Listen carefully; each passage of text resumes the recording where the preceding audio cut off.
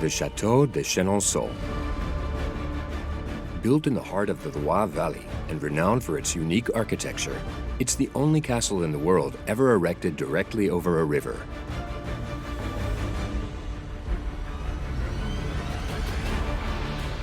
It features a 60-meter, two-story gallery illuminated by 36 windows built over a 5-arch bridge spanning the Cher River.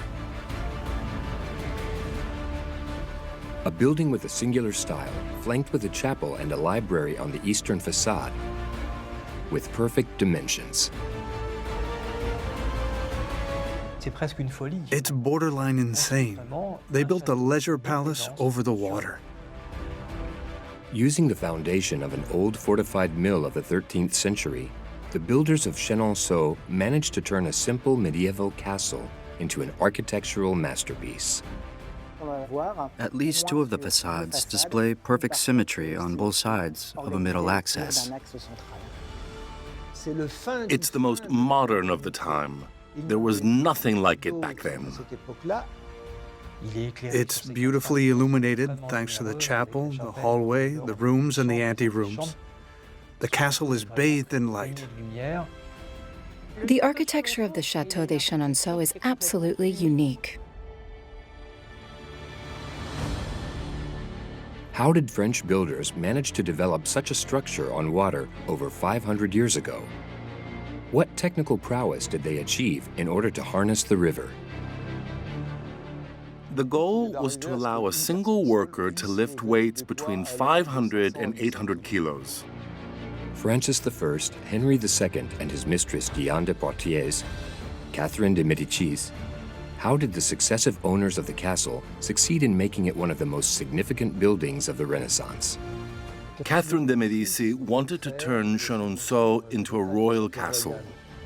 If she had succeeded, Chenonceau would have been some sort of Versailles before its time. Thanks to access granted to hidden parts of the castle, expert testimonies, and reenactments through computer-generated images, you're about to discover the incredible architectural saga behind the Château de Chenonceau, the unrivaled jewel of the French Renaissance.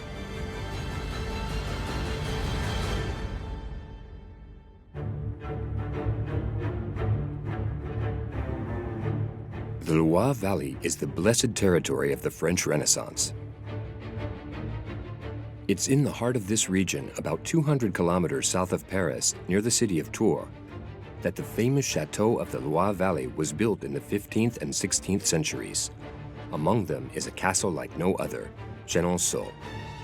It's the only one ever built on water spanning the Cher, a tributary river of the Loire. Nowadays, the Château de Chenonceau welcomes 850,000 visitors annually. It has achieved worldwide fame for its Renaissance residence, surrounded by 4 corner turrets in which 15 rooms were restored. Adjoining the home is a 60-meter long, 6-meter wide, 2-story gallery linking both banks of the Cher River. On the right bank is a 30-meter medieval donjon. It is surrounded by 17,000 square meters of gardens, giving it a prestige worthy of the greatest castles in France.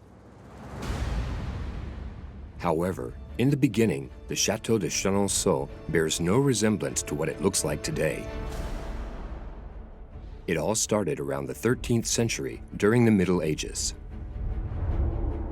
In those days, there are no gardens, no galleries, and no bridges crossing the Cher. Not even a residence built over the river. Instead lies a simple medieval castle with a fortified mill belonging to the Marques, a family of lords from central France. The location on the right bank of the Cher makes it strategic to control the intense river traffic heading towards the Loire and to charge transit fees. There are very few images and drawings available of the castle, but we do have a few written descriptions. Thanks to these written accounts, we suppose it resembled a typical castle back then, with 4 corner towers, 4 curtain walls, and most likely a drawbridge over water-filled moats. Built against the main structure of the Marques castle, the fortified mill is directly on the water and activated by the river's flow. But at the end of the 15th century, the Marc family is facing financial difficulties. The Marc were very poor managers, and thus, riddled with debts and distrusted by their creditors, they were forced to sell. It was Thomas Boyer who bought the castle. Boyer was also from the center of France, but more importantly, he was a financier. His exact title was General of Finances of Normandy. This type of general didn't have any troops or armed soldiers. The General of Finances was tasked with the collection of the state funds. In 1513, the Marc castle has new owners. General of Finances Thomas Boyer, a rich middle-class man recently ennobled, and his wife Catherine Bressonnet. This acquisition marks the starting point of the story of the Château de Chenonceau as we know it today.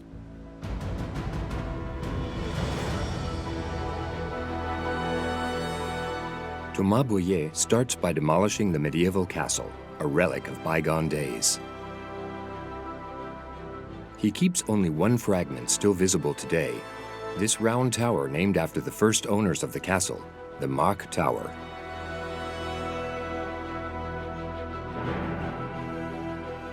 Meanwhile, Thomas Boyer makes substantial changes to the appearance of the medieval donjon and turret. He adds large windows, cone-shaped roofs, and a bell tower at the top.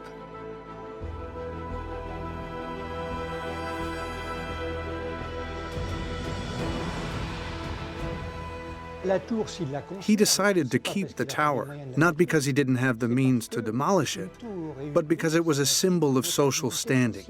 He didn't keep it in a defensive view, since he added windows, which made it useless, militarily speaking. But having a tower in front of his castle established his new standing as a lord. What this defensive device lacked in efficiency, it made up with its strong, symbolic power, since only noblemen were allowed to fortify their residence when granted authorization by the king. It was his way of showing his new rank and noble status.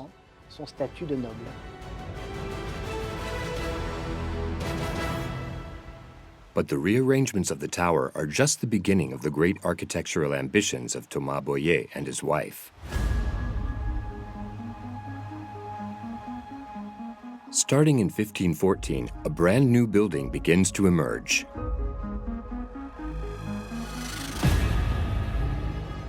Its distinctive feature is that it's not built along the Cher, like the old Marc castle, but directly over the river.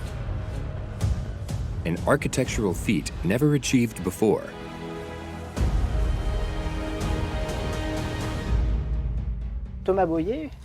Once Thomas Boyer demolished the Marquis castle while keeping only the tower, he decided to use the pillars, over which the previous owners had set up on the old mill, to erect his castle directly over the Cher. Using the existing foundations of the old fortified mill, Thomas Boyer creates the base for his new castle.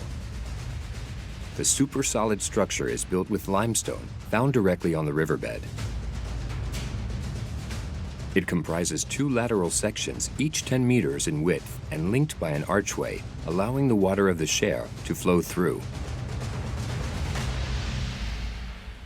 To this day, no one knows exactly how the workers managed to build a structure that has been withstanding the test of time for over 500 years.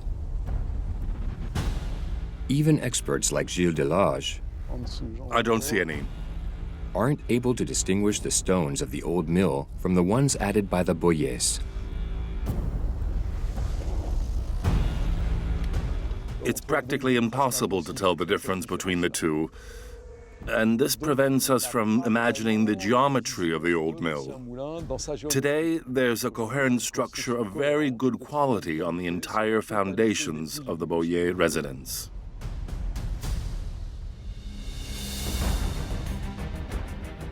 The next step for the Boyer couple is to erect a brand new castle on the freshly built foundations.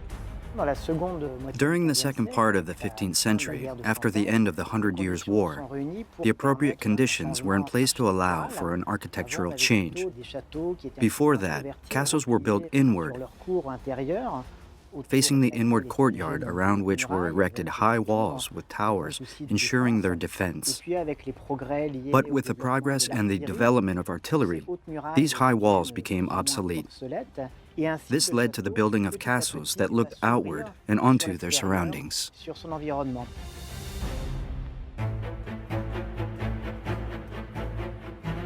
Over the foundations of the old mill, the Boyers build an almost perfect square of 22 meters by 23, equipped with 4 corner towers.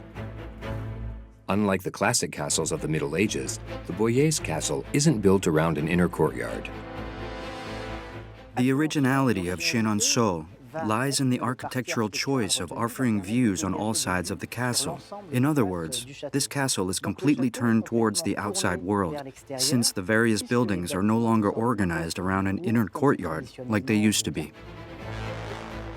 The conception of each facade of the castle, still called the Boyer residence to this day, demonstrates the owner's will to give it a unique aesthetic.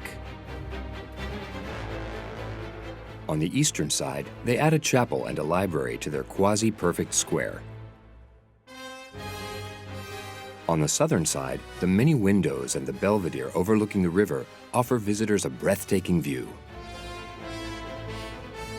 The windows situated on the roof level and on each side of the western and northern faces are perfectly symmetrical. I'd like to point out Thomas Boyer's effort to have even facades. Back then, it was quite acceptable to have windows that weren't perfectly symmetrical, and some were often narrower than others. Chenonceau was very innovative with that regard as well, because it displays 2 facades with perfect symmetry on each side of a middle axis.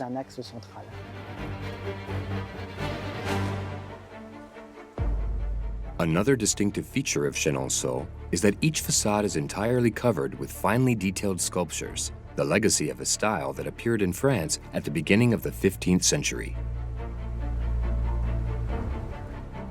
In flamboyant Gothic architecture, decorations were very important. One could say they couldn't stand empty spaces, and so all ornamental fields were covered with decorations.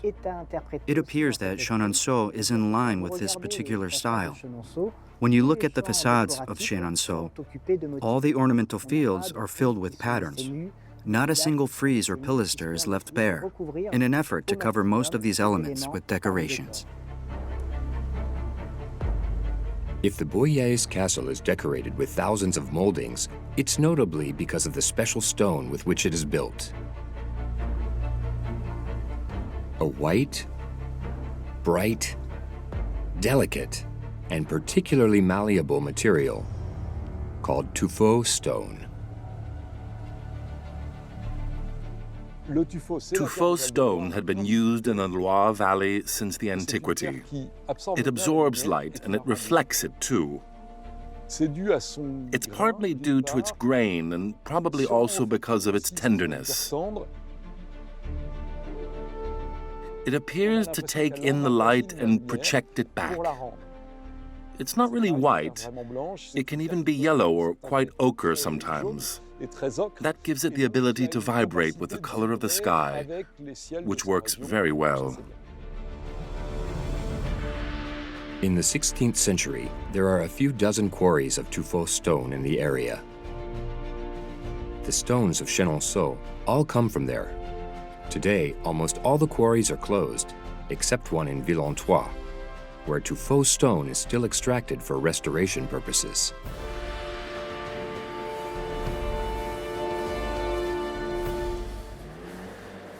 Nowadays, the extraction techniques have evolved.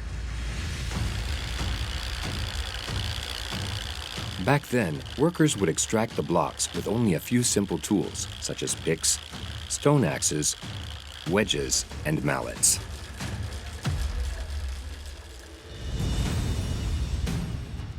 They extracted the stones with what they called picks.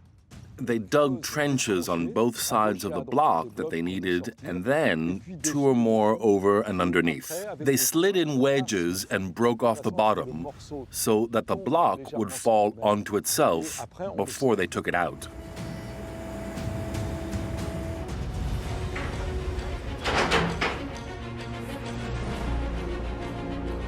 we can still see the traces left from the pick extraction in all the old quarries.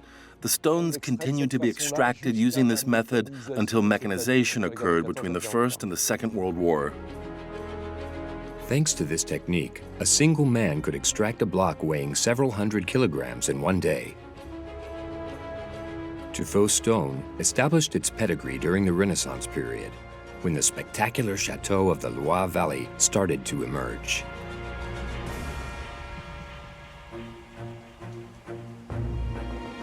Like the majority of these other castles, Chenonceau is extremely well preserved. Inside, the condition of the building is just as remarkable. Upon entering the Boyer residence, one is immediately struck by the long hallway and its ceiling of ribbed vaults in a zigzag pattern.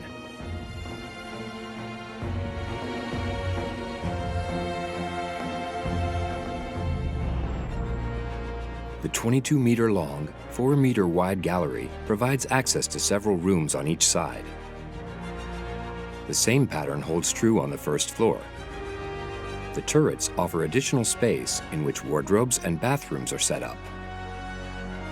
This layout is extremely innovative for its time and goes completely against traditional medieval castles.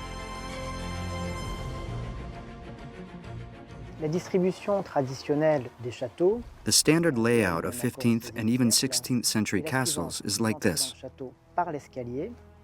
You enter the castle through a stairway, giving access to a large room. Behind this room is the bedroom, followed by a wardrobe and sometimes a remote bathroom. At the end of this succession of rooms is the gallery, which in those days was solely for the owners of the castle. In Chenonceau, it's a different concept altogether. You access the various halls and rooms directly from this big hallway, which is also used as a gallery. The concept of setting up various rooms around a central gallery will later be reproduced in several constructions of the Renaissance. But for now, Chenonceau is one of the first castles to adopt this innovative layout. Another original feature is that the large kitchen is nestled inside the pillars of the old mill and accessible through several service staircases. Usually, in castles, the kitchen was located further away because of the inherent risk of fire. Here, we have a unique setup where the kitchen is right underneath the main rooms of the castle. Once again, this was very innovative. We'll have to wait until the 17th and 18th centuries to see kitchens built underneath the castle instead of the communal areas. The main advantage of building the kitchen there was obviously that the supply was done through the river instead of the patio. This way, the hallway became the main public spot where service, handling, evacuation, and deliveries took place through the pier set between the two pillars of the mill.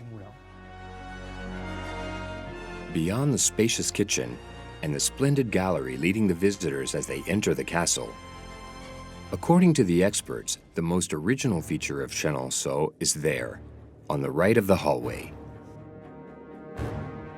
It's the stairway between the ground and the first floor.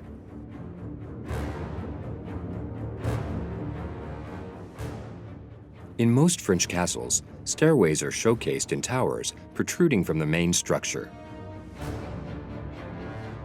And they're usually spiral stairways. But none of these rules were applied to Chenonceau. The stairway is integrated inside the residence itself and cast on the right side of the hallway.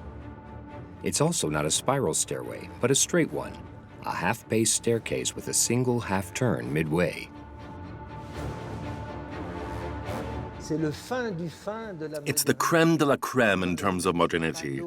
There are no others dating from that time except in the Bury Castle, which doesn't exist anymore. We only know about it through illustrations. Even more surprising, the staircase doesn't touch the wall of the building. A meter-wide space is spared in between. Thanks to this trick, the Boyers and their chief architect managed to maintain the regularity of the west facade. On the outside, the large window isn't disrupted by a flight of steps, and the presence of the staircase is undetectable from the outside. The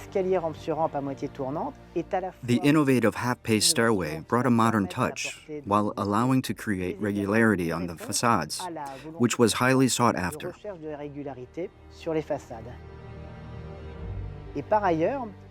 Furthermore, it bathes the stairway in natural light. Through the guardrail surrounding the turning point and the diaphragm arches supporting the stones over the passageways, we can see transparency effects in a flamboyant style that give life to the stairway.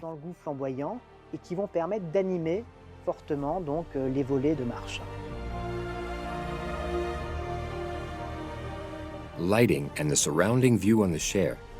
Such were the main priorities in the conception of the Boyer residence 5 centuries ago.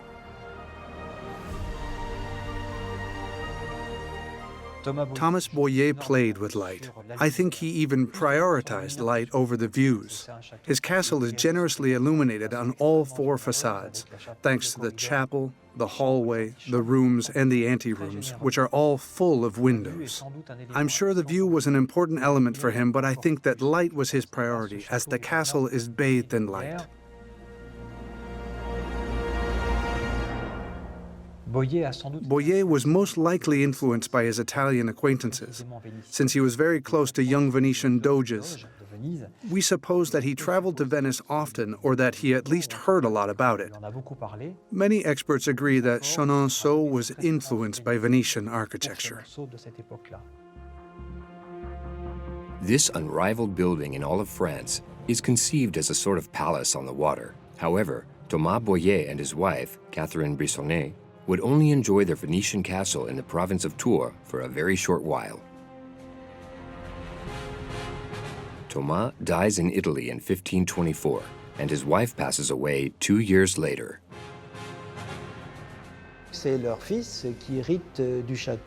Their son inherited the castle, but around that time, Francis I launched an investigation into his financiers, who most likely confused their personal savings with the state's coffers. That's when the tables turned for the family, and Thomas Boyer's son was sentenced to reimburse the extraordinary amount of 190,000 livres tournois, which is difficult to gauge in terms of today's value.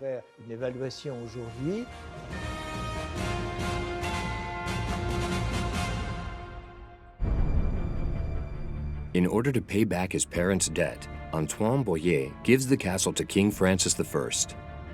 In 1535, Chenonceau thus becomes a royal castle. Francis I enjoys Chenonceau, but he rarely stays there. Upon his death in 1547, his son Henry II inherits the throne. He then decides to give Chenonceau to his mistress, a certain Diane de Poitiers.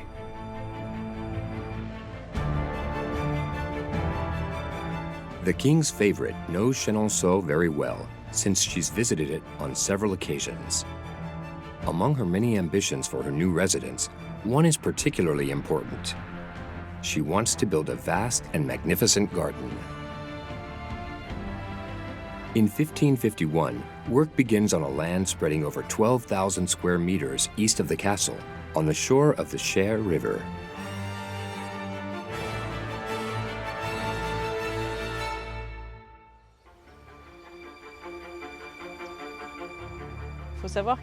We know there used to be a barley field that was covered in order to set up a garden on the east side of the castle. This land was chosen specifically because the king's apartments were located on the same side.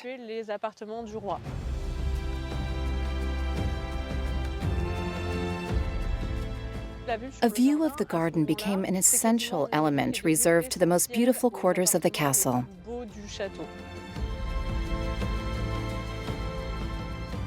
Construction spans over 5 years. Diane de Poitiers is thinking on a grand scale. Her goal is to build a rectangular flower bed of 120 meters by 100, surrounded by water-filled moats that are 10 meters wide and with elevated walkways all around the garden. Diane de Poitiers decided to use a particular shape, which is basically an island. The idea was to create a platform in a pond, or in this case, directly on the riverbank.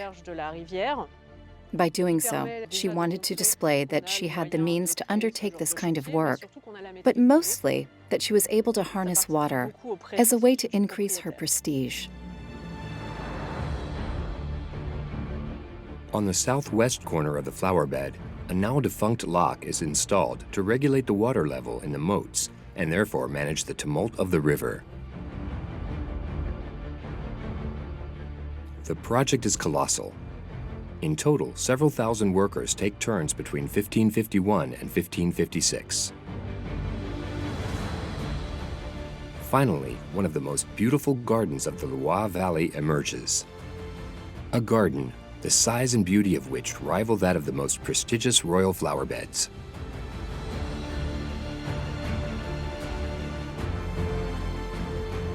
As soon as the work on the garden is completed, Diane de Poitiers sets out on an even more ambitious project. She had a goal that was very dear to her, and that was to conquer the left bank. It was a land perfectly suited to unobstructed and perspective views that were increasingly popular at the time. It would make for a stunning garden. A second garden on the other side of the river is Diane de Poitiers' new goal. And for that, she needs to start by building a bridge.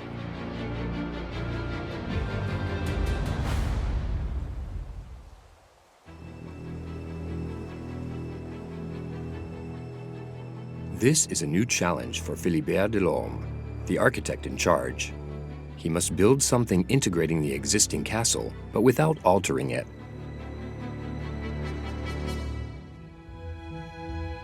Specifically, the magnificent opening on the Cher of the central hallway must be preserved at all cost. The Boyer hallway was meant to be first and foremost an access system, but it almost served as a gallery too. It led all the way to the opposite façade with a beautiful opening on the Cher. There was a window that gave fantastic lighting and also a belvedere, as they used to call it, where one could step outside and admire the river. In order to preserve the natural light provided by the tall window at the end of the hallway, Philibert Delorme envisions joining a bridge to the southern façade of the Boyer castle, yet slightly off-center. Work begins in 1556. The first step is to build the pillars of the future building. At the time of construction, the Cher was very shallow, about 4 months out of the year. Basically, from June to September, and sometimes even through October, when it didn't rain a lot, there was hardly any water. And so it was easy to divert whatever water was left in order to clear the rocks and build over them. At first, the workers start by diverting the river flow, most likely with small earth dikes set up around the 5 areas selected for the construction of the pillars. Then, they lay down stone blocks that will be used as the pillars' sidings. Inside these forms, mortar and rubble stones are cast in to solidify them. Once the pillars are built, they're connected by wooden structures molding the shape of the arches, as designed by the architect. On these structures, called entrados, cut stones are laid one by one to finally form the archways of the bridge. They built the structure directly over the rocky bottom. This made for a high-quality foundation. It wouldn't deteriorate since it had been there for a long time. It allowed them to lay down the bases and build rapidly. At the time, the demands of architect Philibert Delorme are very clear. He wants the arches of the bridge to be identical and reaching the same height in order for the overall look to achieve perfection. But the workers are unable to meet the requirements of the architect, and small differences can be noticed between each span. The pillar closest to the Boyer building is 10 centimeters narrower than the next two, which are 7 centimeters narrower than the fourth. The arches of the Chenonceau bridge are not all the same width. This difference is visible to the naked eye, despite pertaining to only a few centimeters. The space between the pillars is a mystery. Why doesn't the bridge have regular arches, but asymmetrical ones instead? One of the explanations could lie in the rocky outcrops that may have been easier to work with.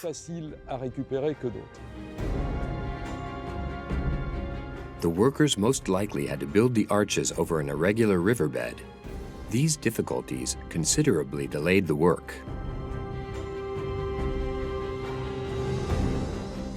The construction of the bridge finally ends in 1559.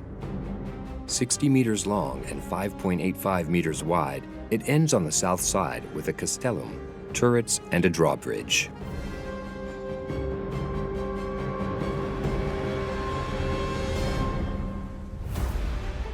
Diane de Poitiers' project is a success. The bridge is now part of the castle without altering the appearance of the building erected by the Boyers. But the king's mistress won't have time to build the garden she envisioned on the left bank of the Cher. On July 10, 1559, just a few months after the completion of the bridge, her lover, King Henry II, is killed during a tournament.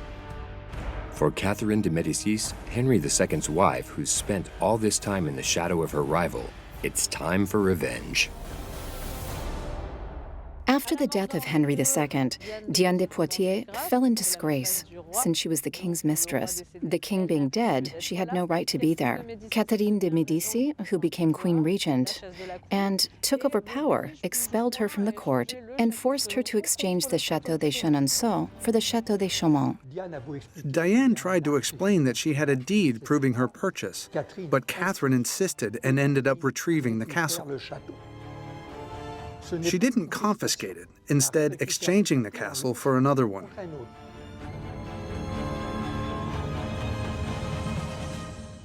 It was even to Diane's benefit because the Chaumont domain was worth more, as it was bigger than Chenonceau. So financially speaking, Diane was better off. But symbolically, Chaumont was incomparable to Chenonceau. Catherine hence proved that from now on, she was in charge. After her husband's death, Catherine de Medici takes control of the kingdom, her sons being too young to rule. She must face a troubled situation as Catholics and Protestants are engaged in a violent power struggle. This period is scarred by the St. Bartholomew's Day massacre in August of 1572, when thousands of Protestants are killed. Despite the extreme tensions across the kingdom, in the eyes of Catherine de Medici, the Château de Chenonceau remains a place away from it all, where gathering and enjoying oneself remain possible. The key word of Catherine de Medici's politics was conciliation, and so she dealt with the extreme unrest by putting on a face of peace and harmony. And during all the religion wars, she used Chenonceau as a place for reconciliation. She never stopped looking at the castle as a venue for political mediation. The castle has no blood on its walls. Catherine de Medici is deeply attached to Chenonceau, and she has great plans for her castle. First of all, she starts by building 2 gardens. The first is located west of the castle and spreads over 5,500 square meters. The second is built on the other bank of the Cher, in line with the bridge.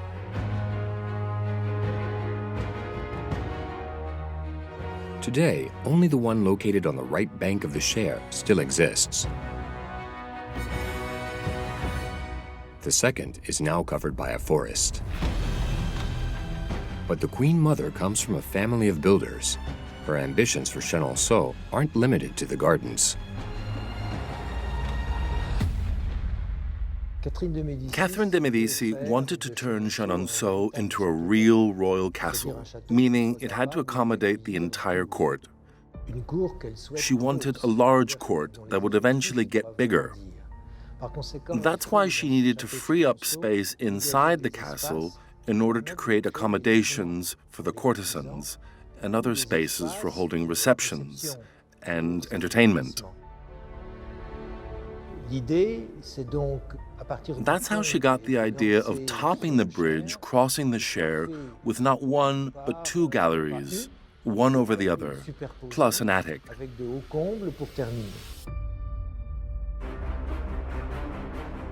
Catherine continues to think on a grand scale. She aims to build two 60-meter-long, 6-meter-wide galleries, one over the other, topped with an attic and a slate roof. The project is unprecedented for its time and will once again mobilize a considerable workforce.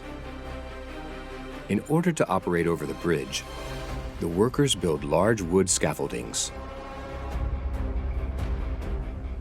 To this day, one can still see the remains of these old constructions. The small holes in the stone walls are called putlog holes. This is where the horizontal poles that carried the scaffolding boards would fit.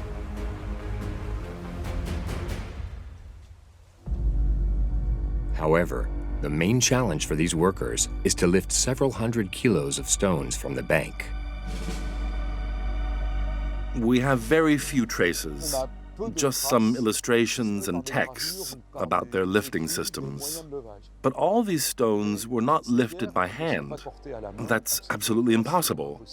All the way up, on the tall chimneys, are stones that weigh around 350 kilos, so they clearly didn't get there on someone's back.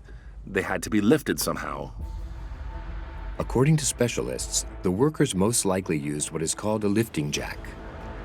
This device is considered to be the ancestor of the crane. Used as far back as the antiquity, the lifting jack is made of several beams laid out in a triangle, on top of which are several pulleys. This way, the forces are multiplied and a single man can lift a substantial weight simply by pulling on a rope.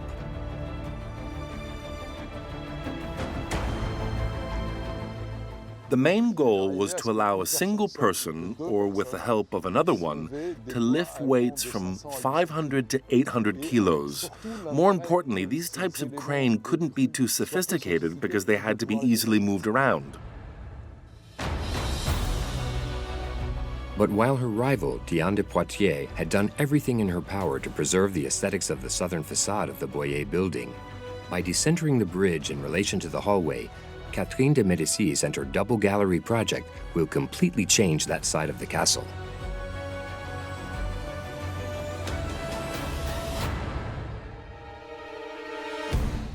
The core modification of Diane de Poitiers' plan led to two negative effects, if you will. It hid and altered the southern facade, but above all, it considerably darkened the hallway of Chenonceau. Since instead of decentering the bridge, all of the different parts of the castle became linked, which covered the balcony and turned it into a hallway. This big project, elaborated by Catherine de Medici, completely covered the Boyer façade and made it disappear, which is what Diane de Poitiers had always avoided.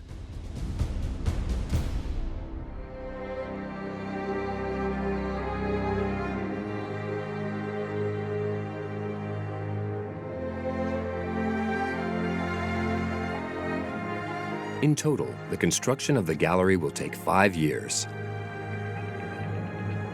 But in the end, Catherine de Medici's goal is achieved, and thanks to its large galleries, Chenonceau is now a castle of royal stature. Outside, the decorations of the facades are carefully executed, following a second Renaissance style, more refined than in Boyer's time.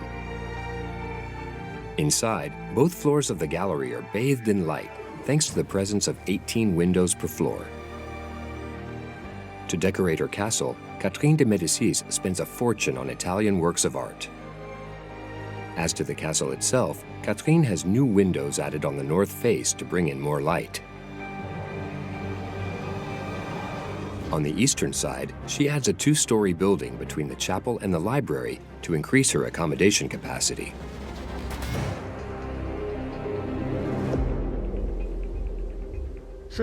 Catherine clearly saw Chenonceau as a royal castle, and it was assuredly the one to which she was the most attached.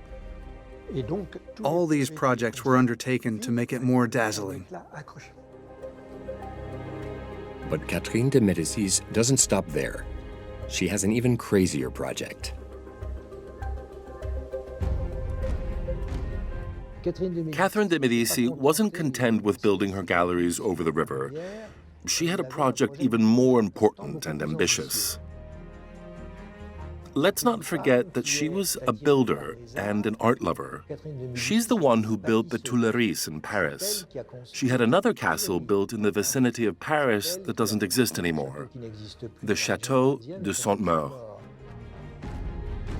Catherine de Medici entrusts an extension project at Chenonceau to Jacques-André de Cerceau, one of the greatest architects at the time. She wants to add several new buildings. First of all, two big rectangular halls over the Cher on both sides of the entrance. Then, two elliptical buildings surrounding the old platform of the Marc Castle.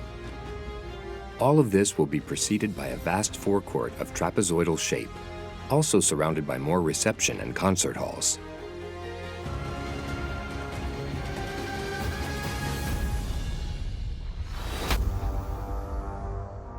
The blueprints were inspired by the Italian palatial architecture, with intricate, grandiose, surprising, and unexpected compositions. There was a Baroque element to it.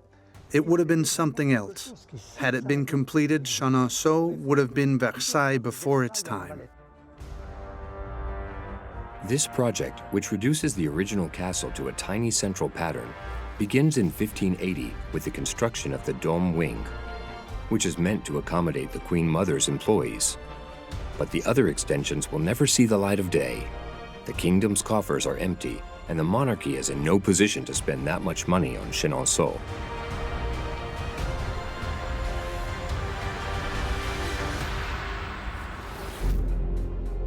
On the other side of the castle, several stones are evidence of the unfinished work.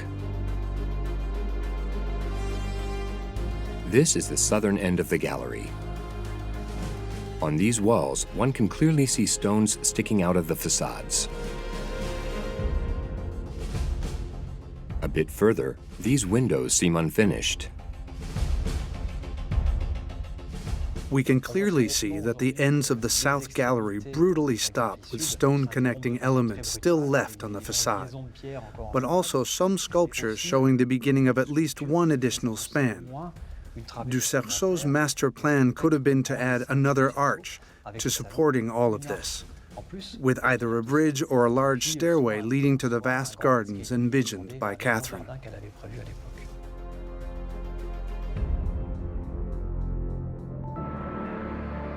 Are these protruding stones the only remains of the ambitious project of Catherine de Medici and her architect Jacques-André de Cerceau? No one can say for certain, but according to the experts, that theory is very plausible. On January 5, 1589, Catherine de Medici dies at the age of 71. With her, any new ambition to build an extension to Chenonceau disappears. After her death, Louise of Lorraine, the widow of Henry III, son of Catherine de Medici and Henry II, inherits the castle. She too will leave a remarkable mark, but this time inside the castle. Following the death of her husband, she has this unique room decorated entirely black.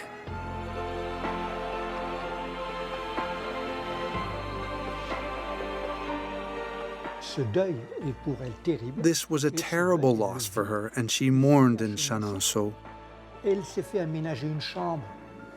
She had a room arranged next to the chapel, which she had stained black with silver decorations depicting tears, gravedigger shovels, and feathers, representing the sadness she was feeling, as well as emblems of her order and other various patterns, expressing her state of mind. Later on, at the beginning of the 17th century, the Duchess of Vendôme invites a dozen of Capuchin nuns to live in the attic of the castle. One of the unique remains of this era is a drawbridge built inside Chenonceau to isolate the nuns from the rest of the world.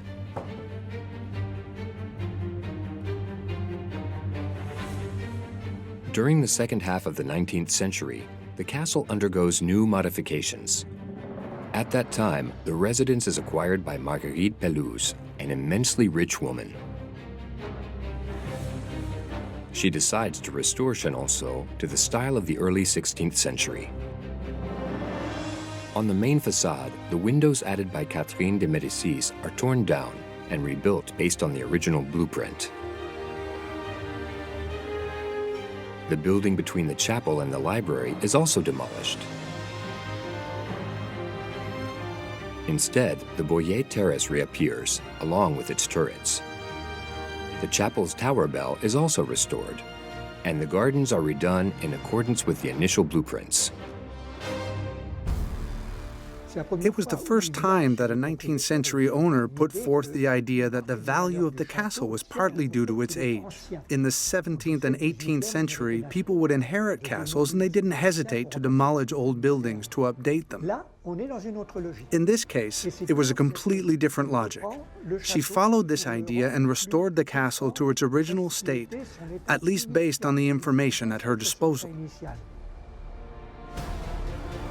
Mrs. Pelouse took her projects pretty far. She did things that would be impossible today, such as restoring the building according to the illustrations available to her. She gave it a beautiful first Renaissance facade, even though it was modified in the 19th century. The huge tasks taken on by Marguerite Pelouse lead to her bankruptcy. She's forced to sell the castle at the end of the 19th century. In 1913, it is bought by the Mignet family. More so than any other castle, Chenonceau embraces the turmoil of the 20th century. During World War I, it serves as a military hospital sheltering over 2,000 wounded that are treated in a reorganized gallery.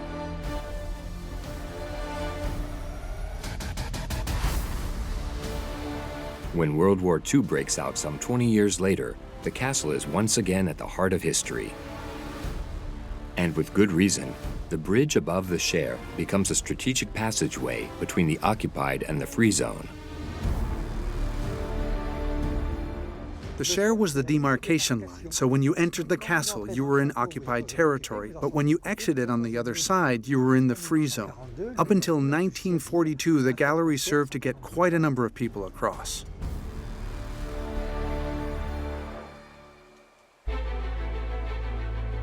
Today, the castle still belongs to the Mignet family, and the transformations continue, especially in the gardens. A few years back, 4 forgotten drawings by famous English landscaper Russell Page were randomly found. These are blueprints he had drawn for Chenonceau between 1953 and 1957. As a result, the owners entrusted Nicholas Tomlin with the mission of creating a garden around the castle based on these historical sketches.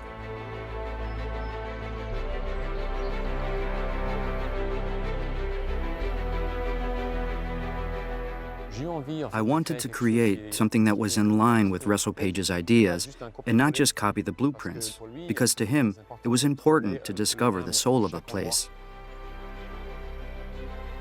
I spent a lot of time here before creating the garden. I made a few sketches, and that's how the project started taking shape.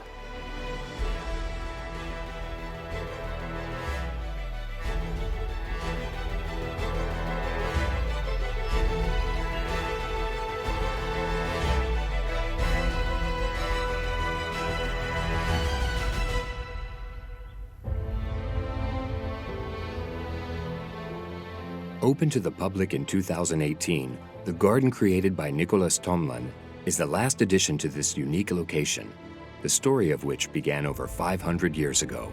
From a simple medieval castle equipped with a fortified mill that was later knocked down, Chenonceau never stopped changing through the years.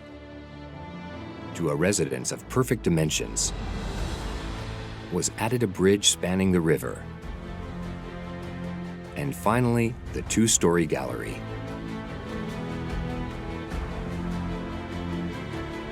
All around, the gardens were also extended along the way. Ever bigger and ever more prestigious. 500 years of history gave rise to this splendid castle of unique physiognomy.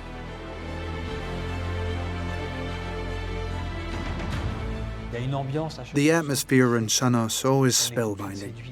One cannot remain indifferent to the castle and its surroundings.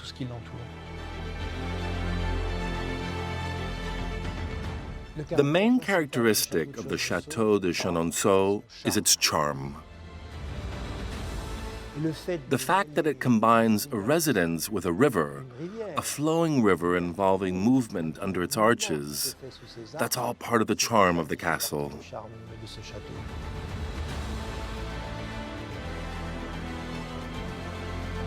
Chenonceau is also known as the Ladies' Castle. Catherine Brissonnet, Diane de Poitiers, Catherine de Medici, Marguerite Pelouse. Its history is marked by a nearly continuous succession of women who built it, modified it, made it more beautiful, and protected it. Even today, it is owned by Laure Meunier, a woman. She's adding her own personal touch to a castle as enchanting as it is unique and forever evolving.